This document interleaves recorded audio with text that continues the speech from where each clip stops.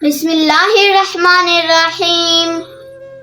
تمام تعریفیں اللہ کے لیے جو تمام جہانوں کا مالک اور پالنے والا ہے، اور بے انتہا درود حضرت محمد صلی اللہ علیہ وآلہ وسلم کی ذات اقدس پر جو دنیا کے عظیم رہنما اور منصف ہیں۔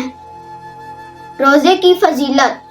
روزہ اسلام کا تیسرا اہم رکن ہے جو مسلمان کو مجاہد و ریاضت کی بھٹی میں سے گزار کر کندن بنائے جانے کی طرف ایک اہم قدم ہے۔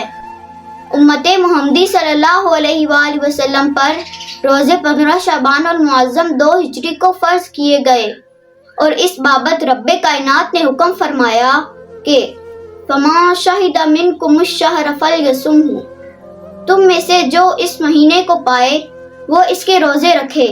ماہ رمضان کو تمام مہینوں پر فضیلت حاصل ہے، کیونکہ یہی وہ برکتوں اور رحمتوں والا مہینہ ہے جس میں اللہ رب العزت نے اپنے محبوب مکرم صلی اللہ علیہ وآلہ وسلم کے سینہ مبارک پر قرآن نازل فرمایا۔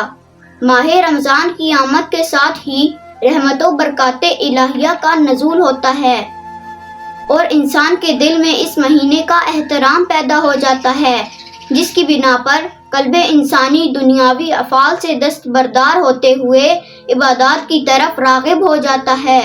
اس ماہ مبارک میں برائی کے دروازے بند کر دیے جاتے ہیں، شیاطین کو زنجیروں میں جکڑ دیا جاتا ہے، دوزخ کے دروازے بند اور جنت کے دروازے کھول دیے جاتے ہیں، اور قبروں سے عذاب کو موقوف کر دیا جاتا ہے۔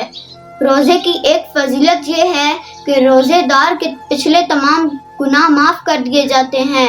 حضور اکرم صلی اللہ علیہ وآلہ وسلم نے ارشاد فرمایا، جس نے ایمان اور احتساب کے ساتھ رمضان کے روزے رکھے اس کے اس سے پہلے کے تمام گناہ معاف کر دیے جاتے ہیں۔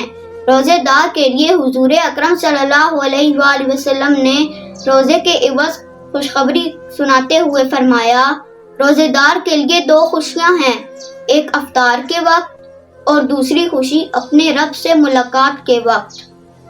اللہ ہمیں دین اسلام کے مطابق زندگی گزارنے کی توفیق عطا فرمائے، اور اللہ ہمارے ملک پاکستان کی حفاظت فرمائے۔ آمین۔ والسلام۔